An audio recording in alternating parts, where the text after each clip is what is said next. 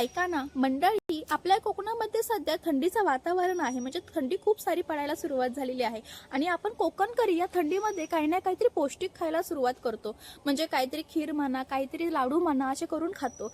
तर मी आज बनवणार आहे हलीमचे लाडू, म्हणजे त्याला दुसरा शब्द आहे अळीव. तर आज मी बनवणार आहे हलीमचे लाडू आणि ह्याचे खूप फायदे आहेत. डोक्याच्या केसापासून तर पायांच्या नखापर्यंत याचे खूप सारे फायदे आहेत. तर ह्याचे फायदे असे आहेत की आपल्या शरीरातलं हिमोग्लोबिन वाढतं, पचनसंस्था सुधारते, आपल्या शरीरातील विषारी घटक बाहेर टाकण्यास मदत करते.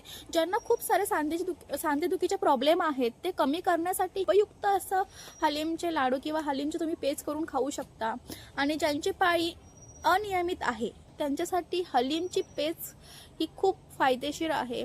त्यामुळे नियमित पाळी येण्याला सुरुवात होते. आणि ज्यांची सध्या प्रसूती झालेली आहे, म्हणजे प्रसूती झालेल्या महिलांसाठी ही हलीमची पेस्ट दिली जाते. गरमागरम पेस्ट दिली जाते, त्यांना लाडू वगैरे दिले जातात. तर असे सर्व याचे फायदे आहेत, खूप सारे फायदे आहेत त्याचे. तर आज करूया आपण हलीमचे लाडू. आता ते कसे बनवायचे ते मी दाखवते, चला मग.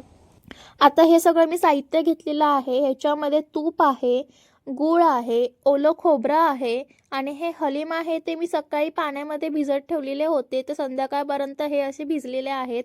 तर कढईमध्ये मी एक मोठा चमचा तूप टाकलेला आहे. त्याच्यामध्ये ओलं खोबरं टाकून ते 2-3 मिनटं असं परतून घ्यायचं, चांगलं ते भाजून घ्यायचं. त्याच्यामध्ये नंतर उंबाळलेले हलीम असतात ते त्याच्यामध्ये टाकायचे आणि ते पण चांगलं परतून घ्यायचं.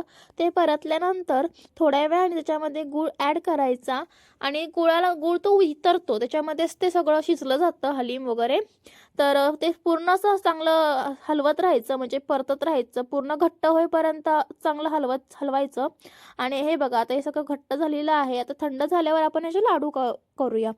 तर असे लाडू वळायला घ्यायचे, असे छान असे लाडू होतात त्याचे. आता मी सगळे लाडू करून घेते आणि तुम्हाला मग सांगते कसे लागतात ते. तर आपले लाडू बनवून तयार आहेत. आणि आमच्या घरामध्ये जो काही पदार्थ पहिला बनवला जातो, म्हणजे काही गोड असेल किंवा काही असेल तर पहिला आमच्या स्वामींच्या पुढ्यात ठेवलं जातं. त्याचप्रमाणे हे लाडू पण मी माझ्या स्वामींच्या पुढ्यात ठेवलेले आहेत.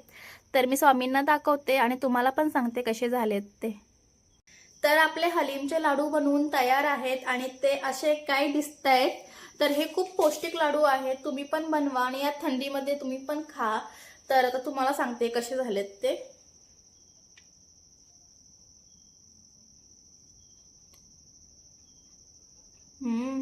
भारी झालेत.